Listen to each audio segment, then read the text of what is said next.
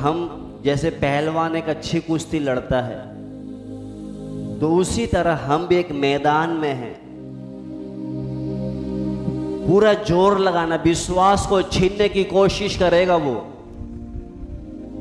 हमको जो उसने सहायक दिया उसको छीनने की कोशिश करेगा। हो सकता कोई गिफ्ट दिए होंगे, कोई वरदान दिया होगा, उसको छीनने की कोशिश करेगा। तो इसलिए हम क्या करें, शैतान के साथ एक अच्छी कुश्ती लड़े। शैतान कितना भी लड़ना पड़े, मगर ये विश्वास, ये आत्मा जो मैंने प्रभु से पाया है, छीनने नहीं दूंगा।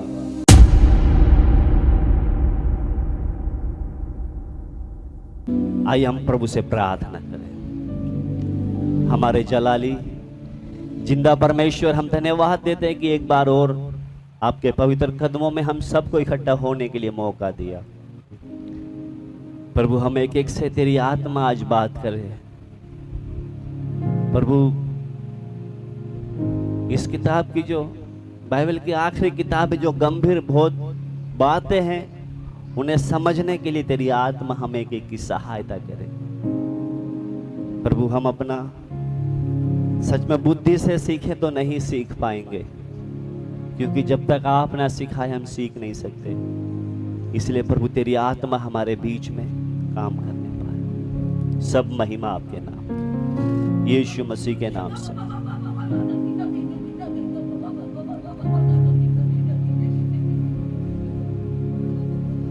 पढ़े बेटा, एक बार ध्यान से सुनना सब। पर हाँ, जो तुम्हारे पास है उसको मेरे आने तक थामे रहो। हाँ, इधर परमेश्वर का वचन कहता है, कलीसिया से कहता है, पर हाँ जो तुम्हारे पास है उसे क्या करो, थामे रहो। ऐसा क्यों प्रभु का आत्मा बोलता है? जो तुम्हारे पास है उसको थामे रहो। क्यों?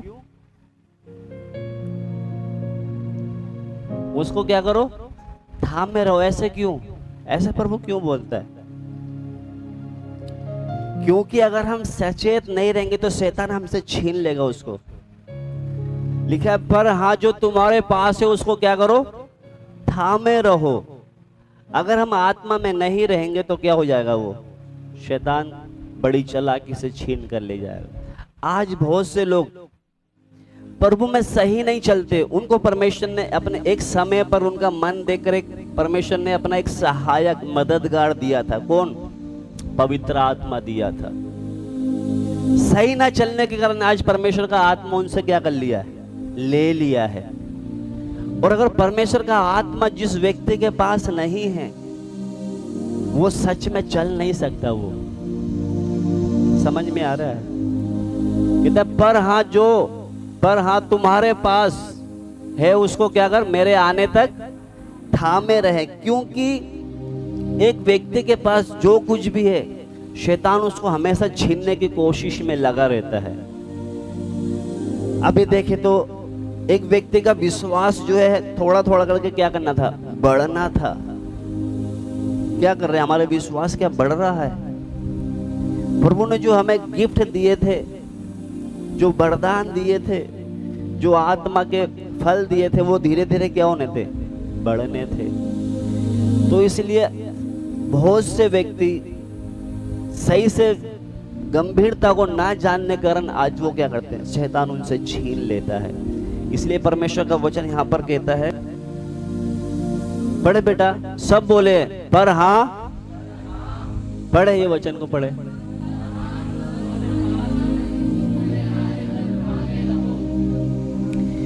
क्योंकि जो परमेश्वर की सच्ची कृपा जो हमें मिली है, जो उसका अनुग्रह मिला है, जो उसकी दया मिली है, वो शैतान क्या करता है, हमसे छीनने की कोशिश में लगा रहता है। तो इसलिए प्रभु का वचन वहां उस समय कलीसिया से बोलता है, क्योंकि जब हम देख रहे हैं वो इज़ाबेल को भी साथ लेके चलता है, तो उनको एक मन फिराने का एक मौका दे रहे हैं परमेश्वर। आज कलीसिया से भी प्रभु यही बात करता है हमसे। हमें जब मन फिराने का मौका देता है तो परमेश्वर हमसे बोलता है, पर हाँ जो तुम्हारे पास है उसको मेरे आने तक थामे रहे। क्योंकि जब तक परमेश्वर, आप देखना, जब तक परमेश्वर नहीं आएगा। अब यीशु मसीह मुर्दों में से किस लिए जी उठा है? अगर उसी का आत्मा तुम में होगा तो समझ में आ रहा है? किसका आत्मा? किसका आत्मा? क्योंकि यीशु मसीह के अंदर पिता की आत्मा थी, इसलिए मुर्दों में से क्या हो, जी उठा। आज अगर जो पवित्र आत्मा प्रभु ने हमें दिया है, अगर वो आत्मा हमारे पास होगी तभी हम क्या होंगे। आज जितने भी है ना जो मरते, हम उनको मरे हुए नहीं बोलते, उनको कहते सो गए। ये आप दफनाई में गए, क्या बोलते हैं? जो सोए हैं। एक दिन क्या होंगे वो सब? जी उठेंगे। किस लिए जी उठेंगे? हाँ?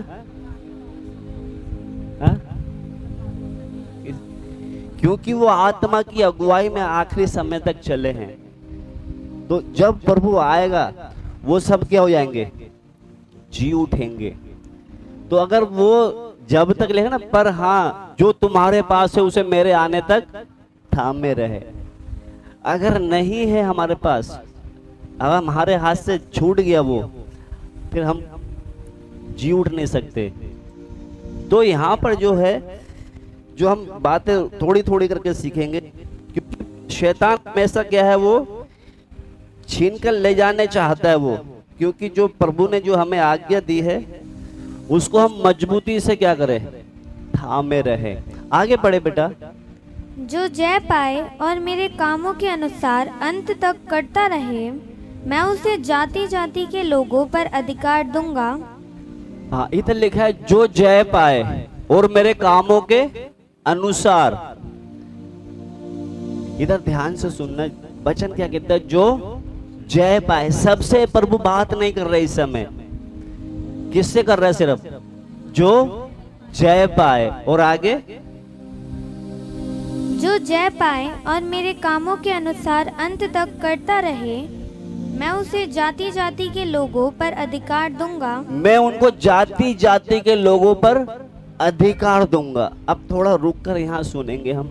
परमेश्वर का वचन कहता है जो जय पाए और मेरे कामों के अनुसार अंत तक करता रहे। मेरे कामों यानी कि जैसे यीशु मसीह के काम थे, उसके काम क्या थे? यीशु मसीह के काम लिखा ना, मेरे कामों के अनुसार अंत तक करता रहे। यीशु मसीह के काम क्या थे? है? क्या काम थे उसके? बोलो ना, थोड़ा सा बोले करो। लिखा ना जो जय पाए, सबसे पहले तो क्या करना है? हमें जय पाना है। और मेरे कामों के अनुसार अंत तक करता रहे। आप देखना यीशु मसीह के काम, मत्ती, मरकुस, लूका, यूहन्ना पढ़ना आप। जब आत्मा में, जब परमेश्वर का बपतिस्मा लिया उन्होंने डूब कर, जब आत्मा का उतर की तरह उतरा, तो शैतान ने उसको, आत्मा ने उसको कहाँ ले गया? जंगल में। किस लिए? ताकि उसकी परीक्षा हो। कैसे परखा गया वो? हाँ, परख आई उसके ऊपर। तो लिखा ना मेरे कामों के अनुसार अंत तक करता रहे। यीशु मसीह को हर तरीके से परखा गया। बोला ना संसार का बेवब दिखा के, ये सब क्या है? तू मुझे दंडवत कर दे, मैं क्या करूंगा? जिसे चाहता हूं उसको दे देता हूं। उसको वैसा भी परखा, मगर उसमें भी क्या, वो निकल गया। तो लिखा मेरे कामों के अनुसार अंत तक करता रहे, यानी कि हमें अंत तक क्या करना है? यीशु मसीह ने जैसे जय पाया, हर चीज पर जय पाएंगे। तो लिखा जय पाई और मेरे कामों के अनुसार जो अंत तक करता रहे, मैं उसे जाति जाति पर अधिकार दूंगा। जाति जाति पर क्या दूंगा? अधिकार दूंगा। अभी जो अधिकार यहाँ पर जब हम पढ़ते हैं, 27 भी पढ़े बेटा। और वह लोहे का राजदंड लिए हुए उन पर राज्य करेगा। और वे लोहे का राजदंड लिए उन पर राज्य करेगा। यहाँ पे एक दो शब्द आइए, अधिकार और राज्य। तो इसको थोड़ा समझने के लिए वापस जब 26 पढ़ेंगे बेटा, पढ़े दोबारा से। जैसे यीशु ने इस पृथ्वी पर अपने देह में आए, उस समय जब देह में आते समय उसकी जो परीक्षा, उसने जैसे जय पाया है, आज हम भी क्या है? यीशु मसीह अपने शरीर में होकर उसने हर चीज पर जय पाया। हमें भी क्या करना है? जय पाना है। अपने शरीर की इच्छाओं पर, लालसाओं पर, सब पर जय पाएंगे। और बोलता है कि मेरे कामों के अनुसार अंत तक करता रहे। कब तक करना है? अंत तक। जो करता रहेगा, तो लिखा है मैं उसे जाति जाति के लोगों पर अधिकार दूंगा। पढ़े बेटा आगे थोड़ा सा। और वह लोहे का राजदंड लिए हुए उन पर राज्य करेगा। यानी कि हमें आखिरी समय तक उस मार्ग में क्या करना है? जय पा के चलना है। ऐसा नहीं थोड़ा समय चल लिए फिर बस वापस पीछे मुड़ गए, उससे ऐसा नहीं है। तो यहाँ पर लिखा है जय पाने के लिए प्रभु ने एक प्रतिज्ञा की है। क्या बोला है? कि मैं उन्हें अधिकार भी दूंगा। 2-3 बातें हैं, इनमें से हम जो मेन बात लेकर सीखेंगे हम।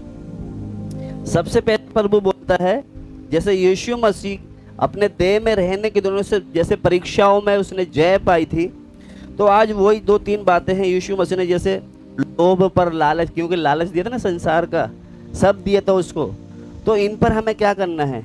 जय पाना है। तो जय पाते समय इसीलिए प्रभु कहता है कि उसे मैं जाति जाति के लोगों पर अधिकार दूंगा।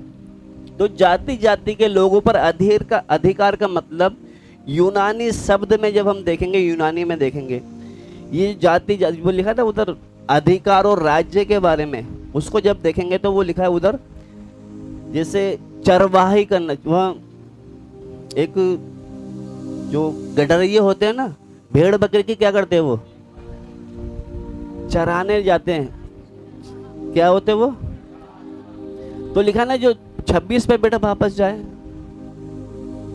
लिखा जाति जाति के लोगों पर अधिकार दूंगा। यानी कि जो जय पाएगा, यीशु मसीह की तरह काम करेगा, उसको जाति जाति के लोगों पर अधिकार का मतलब आप देखें तो कलीसिया में जाति जाति के लोग होते हैं।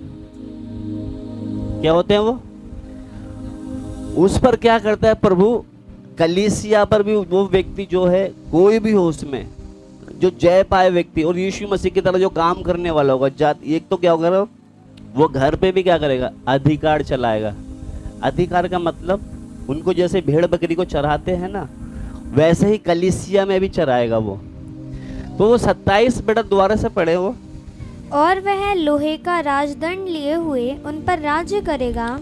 क्योंकि यूनानी शब्द में यही आया, अगुवाई करना या चरवाही करना।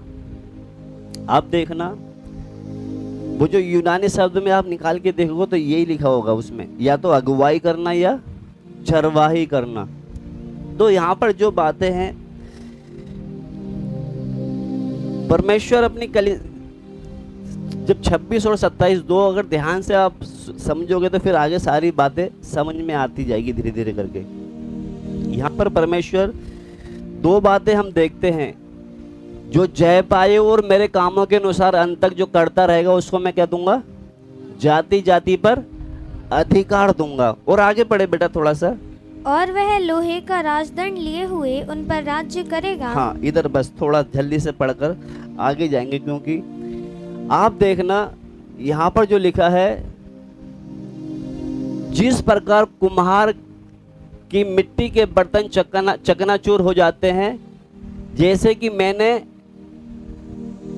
भी ऐसा ही अधिकार पिता से पाया है। आप देखना, जब कुम्हार मिट्टी के बर्तन बनाता है, जब सही नहीं बनते, वो बिगड़ जाते, तो उसको क्या करता है? वो चकनाचूर कर देता है। कुम्हार को जैसे अधिकार है वैसे ही कहता है मैंने पिता से पाया है। आप देखना यीशु मसीह के पास एक अधिकार है, वो कहता है मैंने क्या पाया है? पिता से पाया है। अभी इस समय यीशु मसीह के पास अधिकार क्या है? निकालेंगे बेटा यूहन्ना 17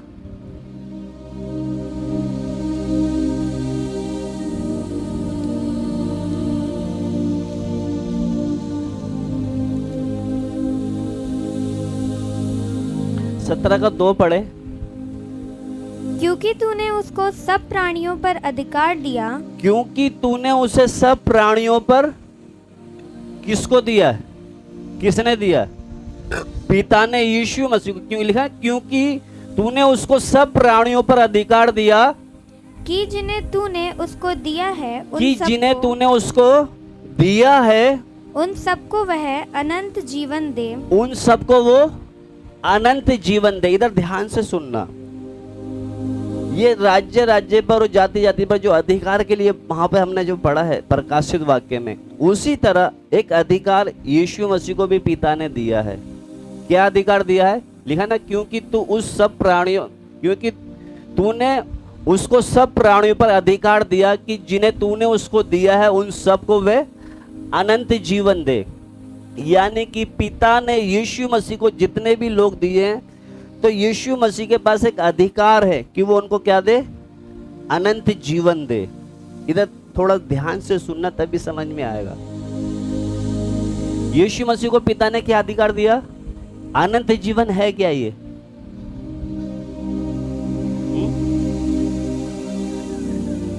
अनंत जीवन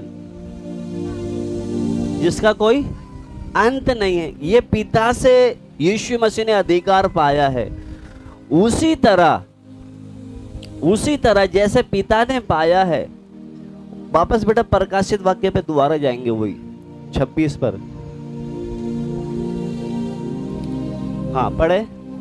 जो जय पाए और मेरे कामों के अनुसार अंत तक करता रहे, मैं उसे जाति जाति के लोगों पर अधिकार दूंगा। आप देखना, जैसे यीशु मसीह को अधिकार दिया है, कैसे अधिकार दिया उसको? कि पिता ने जितने लोग उसको दिए उन सबको वो क्या देगा? अनंत जीवन देगा। वहां पर 17 के 2 में हमने ये पढ़ा है, पिता ने यीशु मसीह को क्या दिया है? ताकि वो मनुष्य जो भी उसके पास है उनको अनंत जीवन दे। मगर यहाँ लिखा है जो जय पाए और मेरे कामों के अनुसार अंत तक करता रहे, मैं उसे। समझ में आ रहा है? इतना आया समझ में? आप अभी आ गया होगा ना। उधर यीशु मसीह को अधिकार दिया था, इधर लिखा है कि जो जय पाए, यानी कि जो भी जय पाएगा उसको ये अधिकार मिल जाएगा। जो जय पाएगा और मेरे कामों के अनुसार, जैसे यीशु मसीह ने जो काम किए अंत तक करता रहेगा, तो उसे भी मैं क्या करूंगा?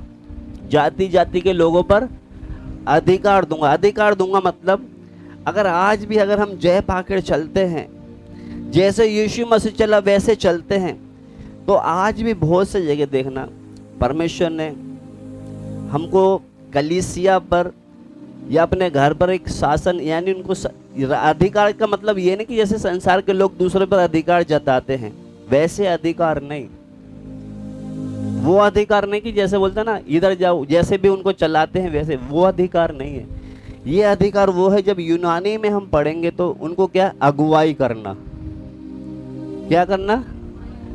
अगुवाई करना या चरवाही। जैसे चरवाही मतलब जैसे एक अगुआ भेड़ों की जैसे चरवाई करता ना, यानी कि उनको परमेश्वर के मार्ग में कैसे चलना है वैसे उनके क्या करते हैं?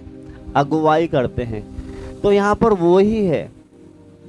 आज 27 भी बड़े बेटा द्वारा से मिला के। और वह लोहे का राजदंड लिए हुए उन पर राज्य करेगा।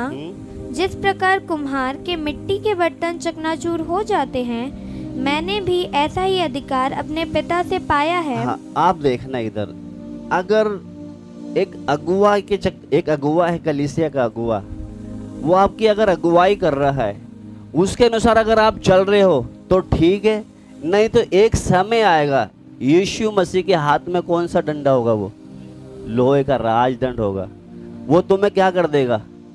जो सही नहीं चलेगा उसको क्या करेगा? वो जैसे कुम्हार बर्तन को चकनाचूर कर देता है, वैसे यीशु मसीह के पास अधिकार है। सही नहीं चलोगे तो क्या करेगा? उसको वो चकनाचूर कर देगा। समझ में आ रहा है आपको? क्योंकि परमेश्वर ने जैसे यीशु मसीह को जो एक अधिकार दिया था, वैसे ही एक अगुए को क्या अधिकार दिया है कि कोई गलत चलते उनको ताड़ना दे। और ताड़ना देने के बाद भी नहीं चल रहे आप, तब भी ठीक नहीं हो रहे, फिर एक लोहे का राजदंड है, किसके हाथ में है? वो यीशु के हाथ में है। समझ में आ रहा है आपको? नहीं आ रहा ना? आ रहा है। तो यहां पर अगर उस समय भी, क्योंकि यहां पर एक वचन और पढ़ ले बेटा, पढ़ेंगे, निकाले वो भजन संहिता उसका 2 का 7 पढ़ेंगे। 2 का 7।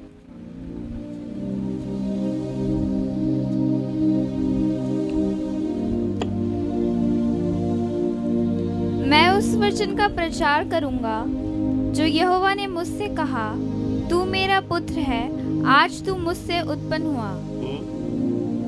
मुझसे मांग और मैं जाति जाति के लोगों को तेरी सम्मति होने के लिए और दूर दूर के देशों को तेरी निज भूमि बनने के लिए दे दूंगा। 9 भी पढ़े। तू उन्हें लोहे के डंडे से टुकड़े टुकड़े करेगा, तू कुम्हार के बर्तन के समान उन्हें चकनाचूर कर डालेगा। अब 7 से लेके 9 तक ध्यान से देखना, ठीक है? दोबारा से पढ़े बेटा।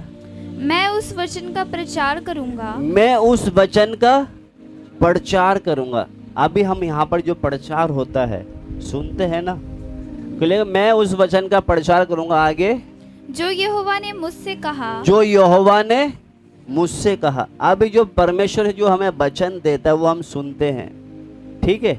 आगे, तू मेरा पुत्र है, हाँ, आज तू मुझसे उत्पन्न हुआ।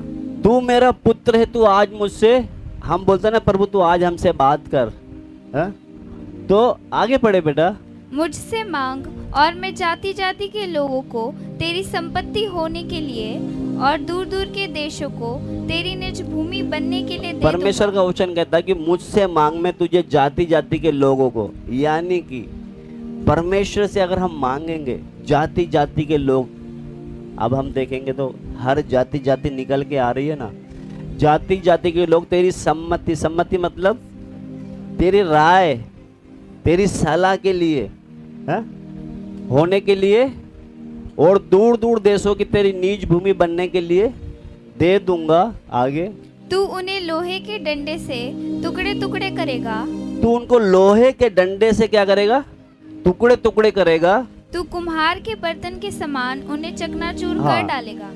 जैसे कुम्हार बर्तन को चकनाचूर कर देता है ना, ऐसे ही परमेश्वर ने यीशु मसीह को अधिकार दिया। तो यहाँ पर जो हम सीख कर आज जाएंगे, क्योंकि यहाँ पर अगर हम आज जैसे परमेश्वर हमसे बात करता है, अगर उसके अनुसार हम नहीं चल रहे, तो एक समय आएगा जब यीशु मसीह के न्याय सिंहासन के सामने खड़े होंगे हम।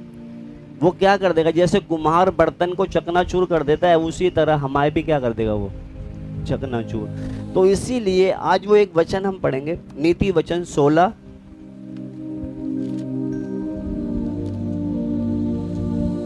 का लास्ट 33, उसका 32 पढ़े। 32। विलम्ब से क्रोध करना वीरता से और अपने मन को वश में रखना नगर को जीत लेने से उत्तम है। हाँ, इधर लिखा है जैसे एक व्यक्ति अपनी आत्मा को वश में रख लेता है ना, क्या करता है? जैसे एक व्यक्ति अपनी आत्मा को वश में करना, यानी कि नगर को जीत लेने से भी बढ़िया है वो। तो इसलिए यहाँ पर वचन में लिखा है विलम्ब से क्रोध करना वीरता और अपने मन को वश में रखना नगर को जीत लेने से भी उत्तम है। यहाँ पर जो हम बातें देखते हैं, आज हम कितना भी वचन सुनते हैं, सुनने के बाद भी आज बहुत से ऐसे लोग हैं जो अभी भी क्या है? शरीर की लालसाओं में ही लगे हुए हैं। कितना भी वचन हो फिर भी आज क्या करते हैं? वो शरीर की लालसाओं में है, या तो फिर संसार के खिंचाव में है। संगति तो करते हैं, वचन भी सुनते हैं, मगर आज भी क्या है? वो संसार के खिंचाव में है। और एक बात और है, शैतान जो भी उनके अंदर डालता है, जो भी युक्ति है, उसमें क्या हो जाते हैं? सहमत हो जाते हैं। 3 बातें हैं। 3 बातें क्या क्या है? शरीर में जो भी इच्छा लालसा आ गई उसको क्या करना? पूरी करना है। और दूसरा, संसार में कुछ भी जो नया आया उसमें हम खींचेंगे। और तीसरा, शैतान ने जो भी विचार में डाल दिया, क्योंकि विचार के द्वारा तो काम करता है वो, उसको पूरा करना। ये तीनों चीजों में लिखा है अगर हम अपने मन को बस में रख लिया हमने, क्योंकि वो ज्यादा करके क्या है? इधर ही अटैक करता है मन में। जिस व्यक्ति ने मन को बस में कर लिया, समझ लो उसने क्या कर लिया? नगर को जीतने से भी उत्तम है। आप देखना, एक नगर को जीतना कोई छोटी बात नहीं है। एक नगर को जीतना, उससे भी, नगर से भी बढ़कर एक व्यक्ति ने अगर अपने मन को वश में कर लिया ना, तो वचन कहता है नगर को जीत लेने से भी उत्तम है, उससे भी ज्यादा है।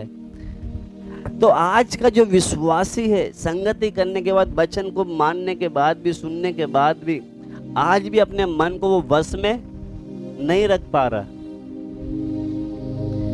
जो व्यक्ति मन को बस में रख लिया, उसने समझ लो एक नगर को क्या कर लिया, जीत लिया।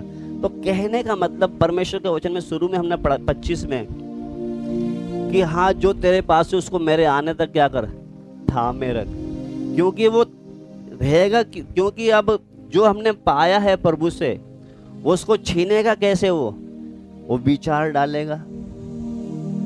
विचार डाला उसने, विचार में हम सहमत होकर समझ लो क्या करेगा, वो छीन लिया उसने। आज बहुत से लोगों को क्या है, प्रभु का आत्मा जो मिला था वो भी छीन लिया।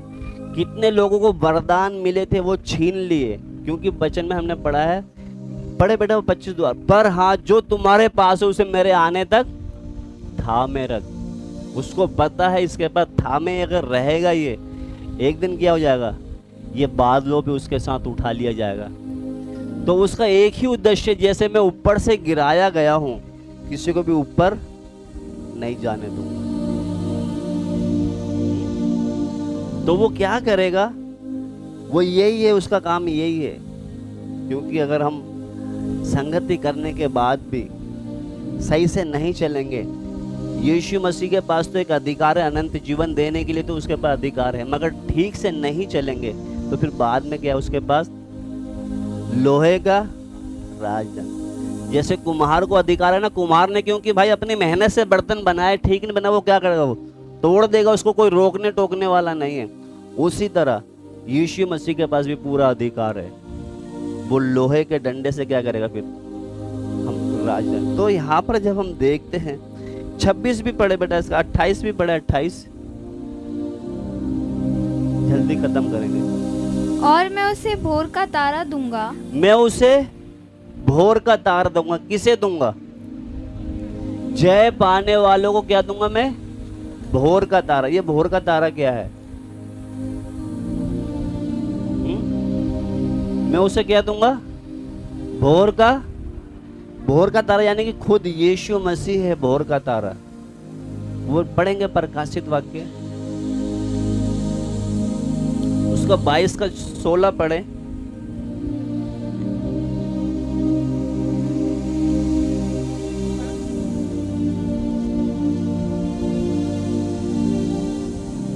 क्योंकि जय पाने वालों के लिए प्रभु ने एक प्रतिज्ञा है उनके लिए। हाँ पढ़े बेटा 22 का 16। मुझ यीशु ने अपने सरदूत को इसलिए भेजा कि तुम्हारे आगे कलीसियाओं के विषय में इन बातों की गवाही दे। मैं दाऊद का मूल और वंश और भोर का चमकता हुआ तारा हूँ। मैं भोर का चमकता हुआ, कौन बोल रहा है? ये खुद यीशु मसीह है, ये भोर का तारा। तो इसलिए वहां पर हमने पढ़ा है, वापस उतर जाएंगे बेटा, वो जय पाने वालों से बोलता है, उनसे एक प्रतिज्ञा है, प्रभु ने वायदा किया है, और मैं उसे क्या दूंगा? भोर का। यानी कि ये सबको नहीं मिलेगा, सिर्फ उनको मिलेगा जय पाने वालों को। जैसे यीशु मसीह ने इस देह में रहते समय जो उसने जो काम किए हैं, अगर उसकी तरह हम काम कर रहे हैं तो जो जय पाके चलेंगे उनको कहता है मैं उनको क्या दूंगा? भोर का तारा। तो ये जय पाने वालों के लिए भोर का तारा है। और एक वचन और पढ़ेंगे, और यीशु मसीह को सूर्य भी कहा है। क्या कहा? मलाकी भी निकाले बेटा, मलाकी। इधर तारा बोला भोर का तारा, और उधर सूर्य बोला है। मलाकी निकालेंगे 4 का 2 पढ़े बेटा, बस खत्म करूंगा। और परंतु तुम्हारे लिए जो मेरे नाम का भय मानते हो, धर्म का सूर्य उदय होगा। अब देखना, आप कभी भी देखना, तारे के बजोल लेंगे ना, भोर का तारा, सुबह सुबह जो तारा होता है, मगर जब सूर्य निकलता है तारा क्या हो जाता है? दिखता है? फिर नहीं दिखेगा। ये 2 बात सीखना, भोर का तारा और सूरज, क्योंकि यहां पर 2 बातें दिखी है, लिखा है जय पाने वालों को परमेश्वर जो है बोलता है कि मैं उसको भोर का तारा के लिए उन्होंने प्रतिज्ञा की है। भोर का तारा खुद यीशु मसीह है। और आगे लिखा है यीशु जो है धार्मिकता का एक सूर्य भी है। वो जो धार्मिकता सूर्य जो मतलब दुष्टों को क्या करता है, जला देगा। आप देखना जब सूरज निकलता है गर्मी से कितना जल जाते हैं लोग। तो वो जो धार्मिकता जो सूर्य निकलेगा वो क्या करेगा, दुष्टों को जला देगा। और आप एक बात का ध्यान रखना,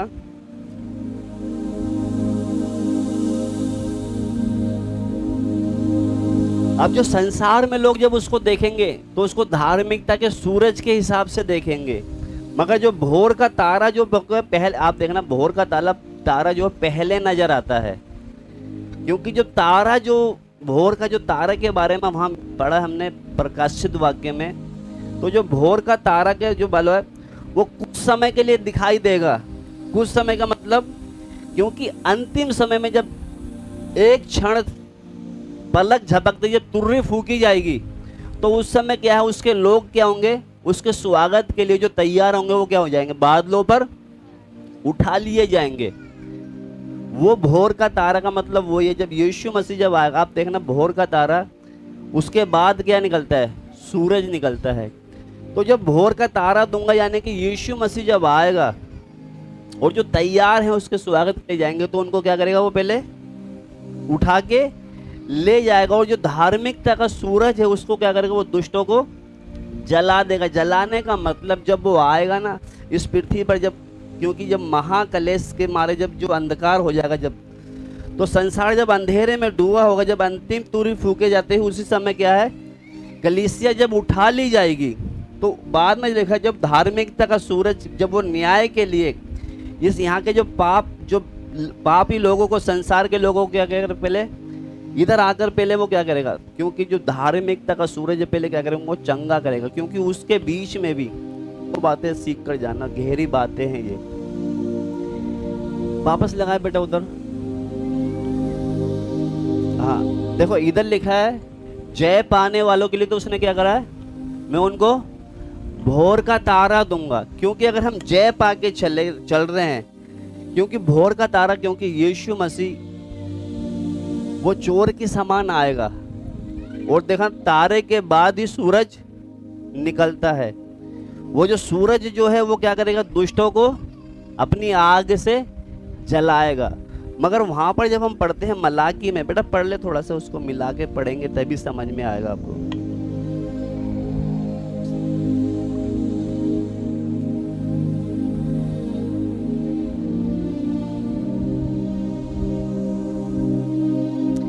जब यीशु मसीह जब आएगा ना, उस समय सिर्फ कलीसिया को ही दिखाई देगा।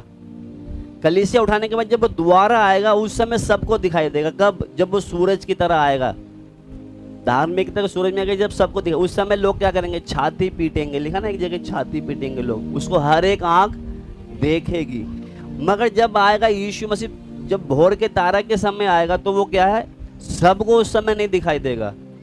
उस समय तुर्री फूकी जाएगी, जो तैयार होंगे वही उसके साथ क्या होंगे, उठा लिए जाएंगे। क्योंकि तारे के बाद फिर सूरज निकलता है। फिर जब बाद में जब यीशु मसीह आएंगे इधर, उस समय क्या करेगा, वो लोगों को जब मौका, उस समय लोग छाती पीटेंगे। तो यहाँ पर लिखा है, वो लास्ट पढ़े बेटा, प्रकाशित के लास्ट ये तो लिखा है, जिसके कान हो वह सुन ले कि आत्मा कलीसियाओं से क्या कहता है। आत्मा कलीसिया से क्या कहता है।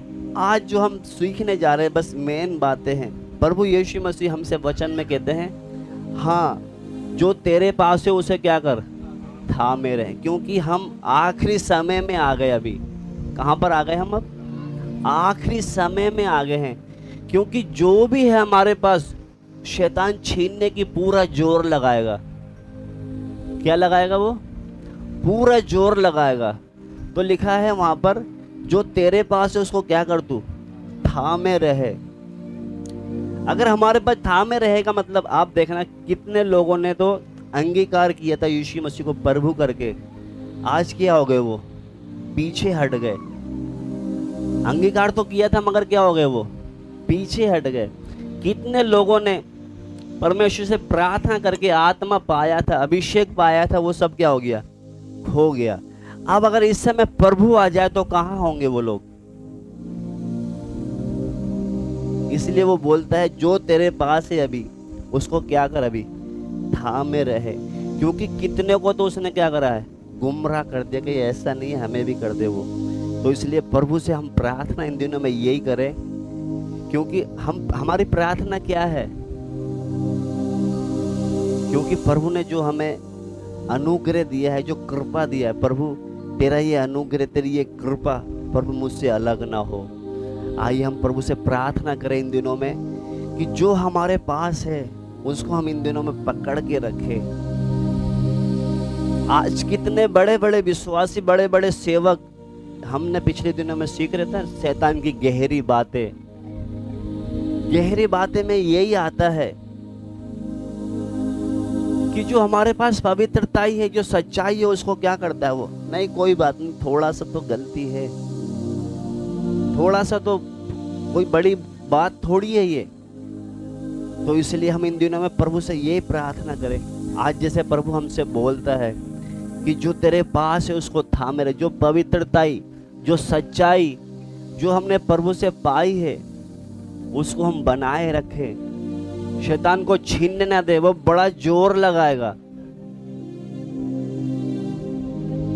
जो सत्य हमने जाना है, क्योंकि अब ज्यादा समय नहीं तुर्री फूकी जाने में।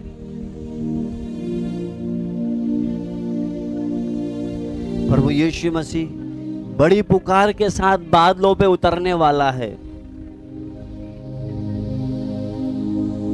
और जितनी भी पीढ़ियां जय पाने वाली सब उससे मिलने के लिए पृथ्वी पर से उसके साथ स्वागत के लिए उसके साथ आकाश में उठ जाएंगे।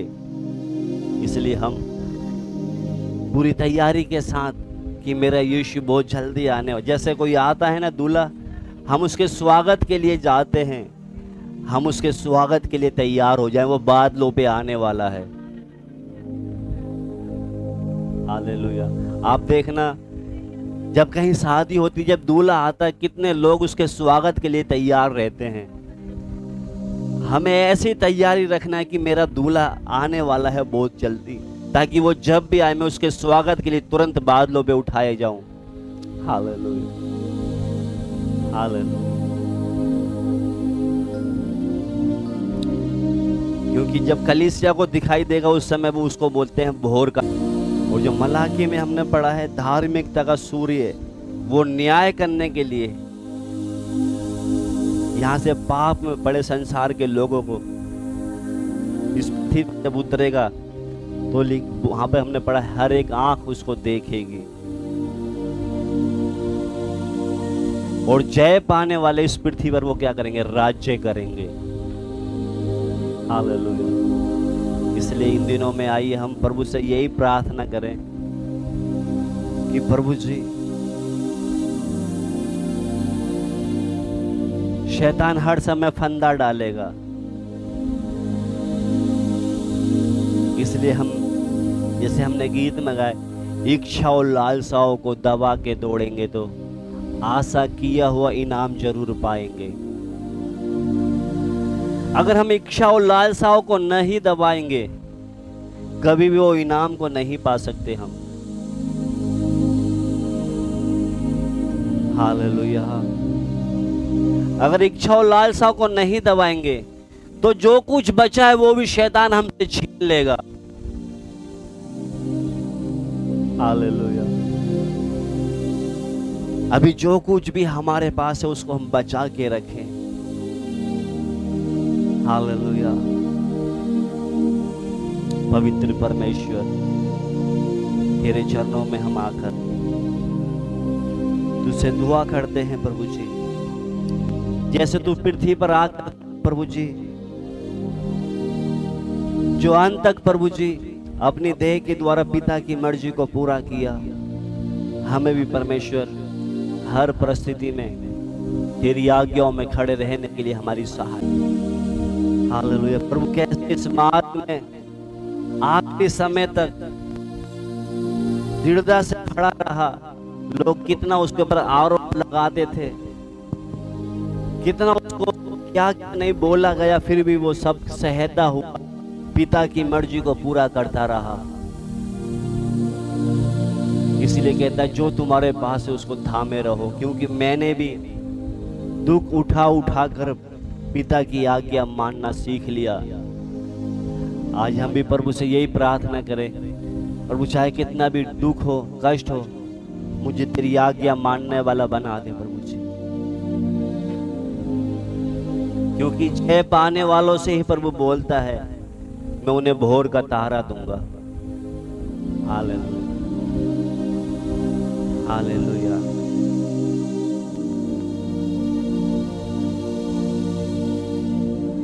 आइए हम गीत गाएंगे, अच्छी कुश्ती लड़े। हम जैसे पहलवान एक अच्छी कुश्ती लड़ता है, तो उसी तरह हम भी एक मैदान में हैं।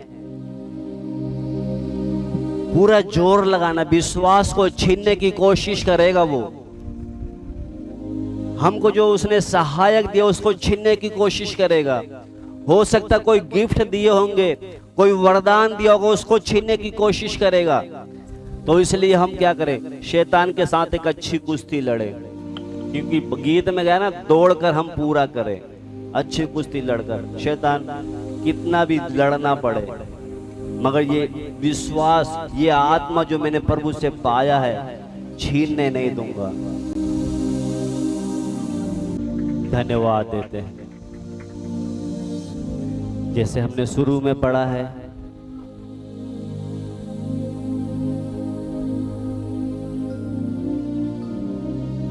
पर हाँ जो तेरे पास है उसको मेरे आने तक थामे रहे, क्योंकि जय पाने वाले, जैसे यीशु मसीह ने जय पाया और आखिरी समय तक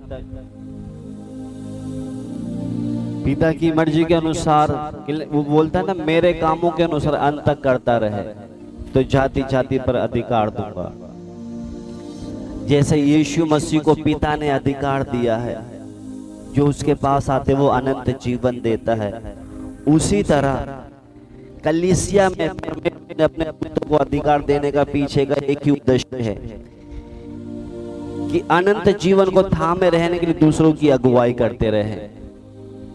कलीसिया में प्रभु ने अपने दासों को इसलिए दिया था कि उनको अनंत जीवन की अगुवाई करते रहे।